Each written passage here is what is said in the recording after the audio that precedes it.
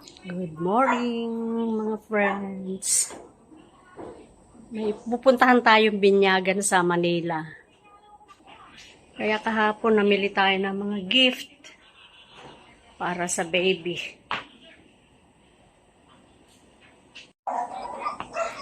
Sa simbahan sa Pope Pius. Doon kami kinasal ni husband noong 1984. Ngayon na lang mauulit pagpunta ko doon. Sa wakas makikita ko uli yung simbahan. 1984 ako ikinasal doon eh. Ngayon mabibisita ko na si Gorete, Saint Maria Gorete ba? Tignan, makikita natin mamaya kung ano na itsura ng simbahan.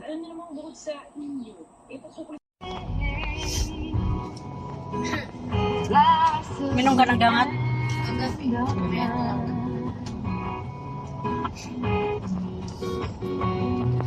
On the way to Manila.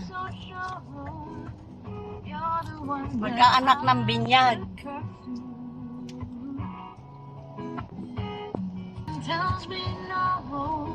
Ganda dito. Alan? Bagong design. Kay Tito Bong yan eh. Yung dalawang yan. Pauupahan niya eh.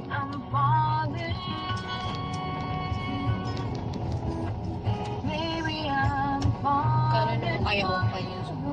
Di ba sabi mo kay Papa yung Alan? sticker? Ay, nakalimutan ko.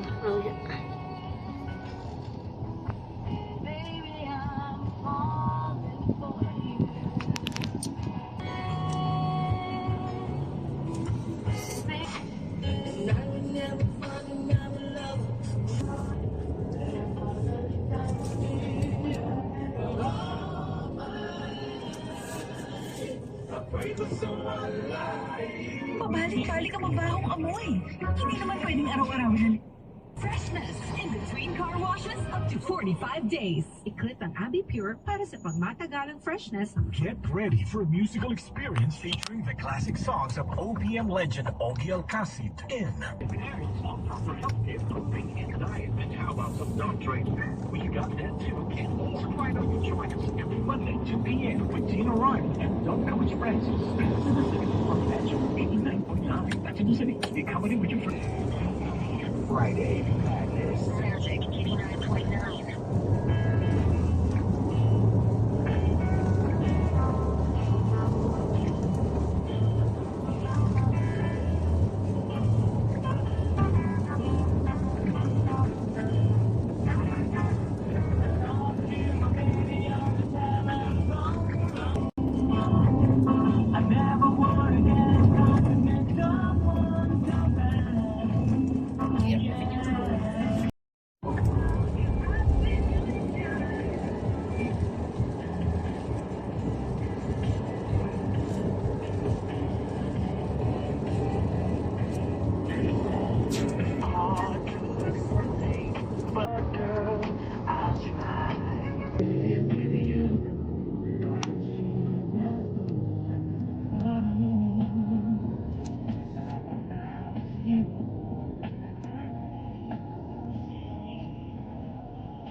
Isang ilalagay.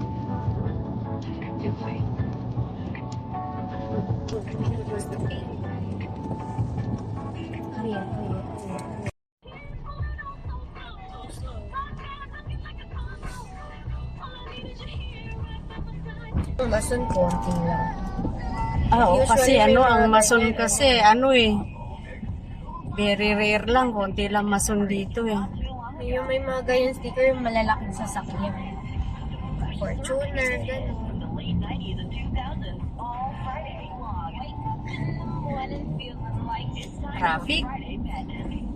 Traffic pa Manila. Buti na lang maaga kami. Sakto lang tayo. 10:30. Meron kaming talagang allotted na time na inano sa traffic.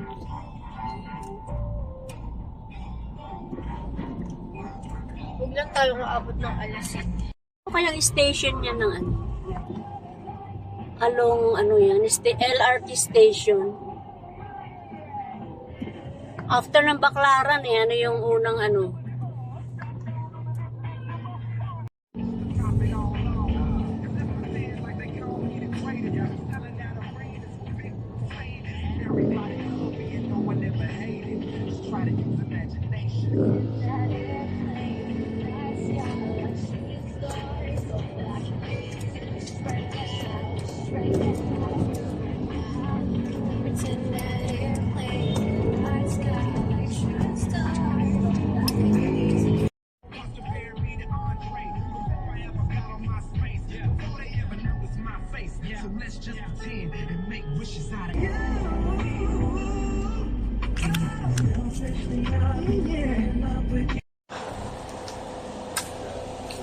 Oo, may ginagawa sila.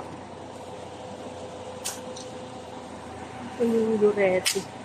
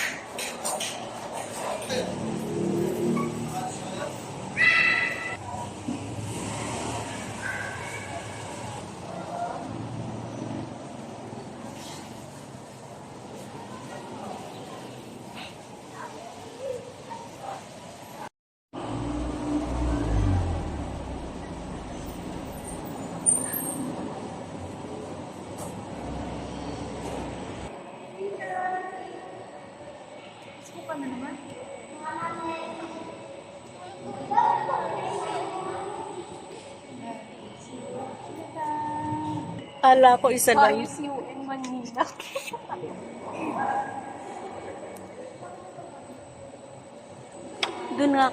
Doon kami kinasal kasi along the highway yung ano ito Detente.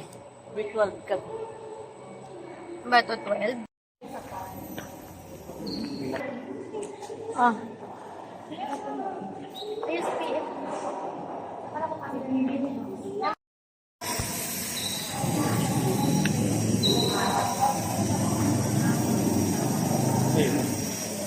vlog.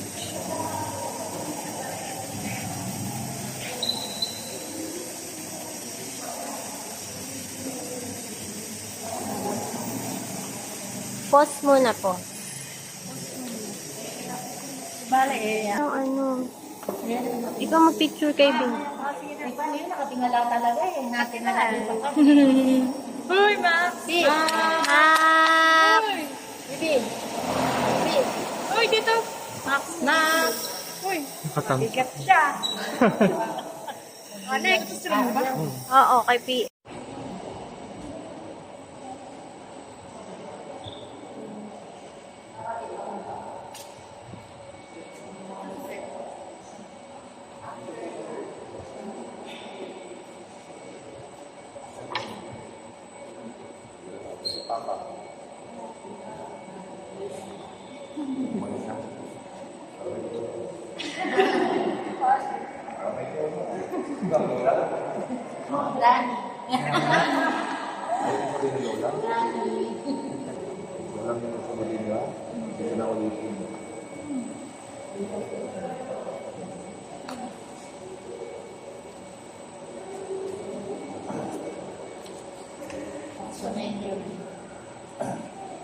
Mga magulang nila mag-inom, ano ang nililinis sa bata? Kaya dito para sa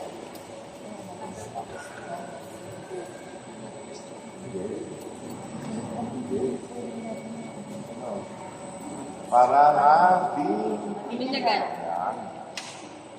Sa ngayon, nililinis na binyagan ang bata nito sa harapan ng Diyos. Sa ngayon, tinatanggapin niyo ang responsibilidad na sinari siya sa panampalataya. Ito ang iyong katungkulan at palapin sa ayon sa pag-usa ng Diyos, gaya ng turo ni Kristo sa magitan pagmamahal sa Diyos sa kapwa-tao. Naunawaan ba ninyo kayo itong bagay? Kayo naman mga ninyong matinang, nakahanda ba kayong tumulong sa magulang na akala ninyo na nasa pananampalataya? Bilang kinatawan sa way ng Kristiyan, pinagagalak ng pagdating ng anak sa maawitan ng Kristo. Naglalagay kayo po sa mga bibig. Pagkatapos ng maglagay ng puso ng lalagay,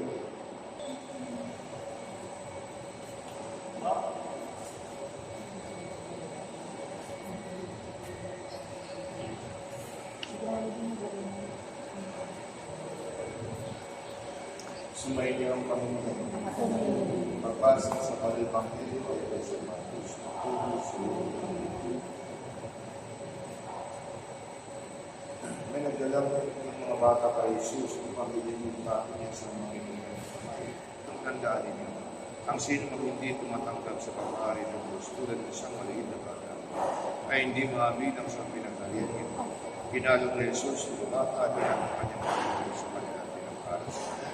Ang mga minamahal na kapatid, bilingin natin sa ating Panginoon sa Kristo. At tingnan niya na may pagmamahal ang bata ito na natatakot ng binyag. Naway sa magitan sa mysterious pagkamatay ng pagkakas. Naway paliguan ang niwala ang bata ng bigyan siya ang bagong buwan sa kanya. Ang gawin siya sa iyong balalas ng pangakaw. Naway sa magitan ng binyag at hindi. Gawin ko ang mga ng kalagayan ng kasunod ng isang sinig ng pangkakas. Ang ating ito pagpupuli ka na ito kaya ang manaming hawain, pinagpapalagin sa binyag ng iyong buhay para sa pamamahalin sa iyo sa buhay ng mga. Ang manaming nagpapalagin, pinirang mo yung binyagan. Smile ka, smile. Yan. Pag-ibinyag ng mga hinirang para sa muling pagsilang ng pananampalataya ng simbahang naghahatid sa buhay sa kalangitan sa mga ni Jesu Cristo. Maximus. Wala ko pala ito. Wala ko ba? Maximus. Ha? Wala. Isa lang pangalan niya.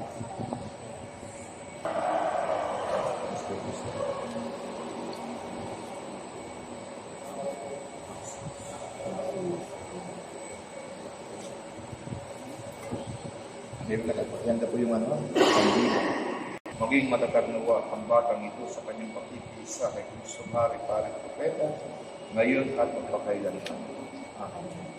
Pagkatapos kong maglagay ng Chrisma, Kristo po yung Sobrero.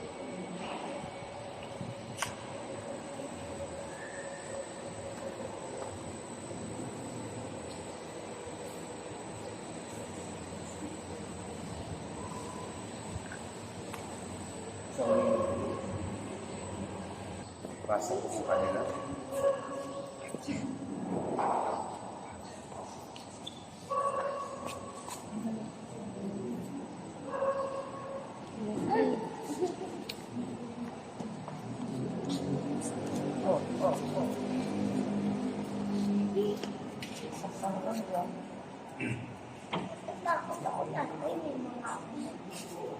Okay na po.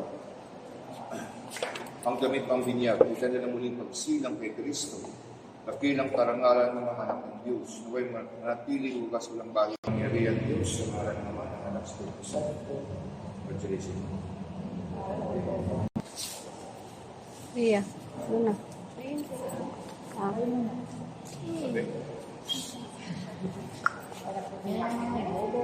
Nakatingin na naman sa fan. 1, 2, 3. Nakatingala na naman. Hala. Sa papa.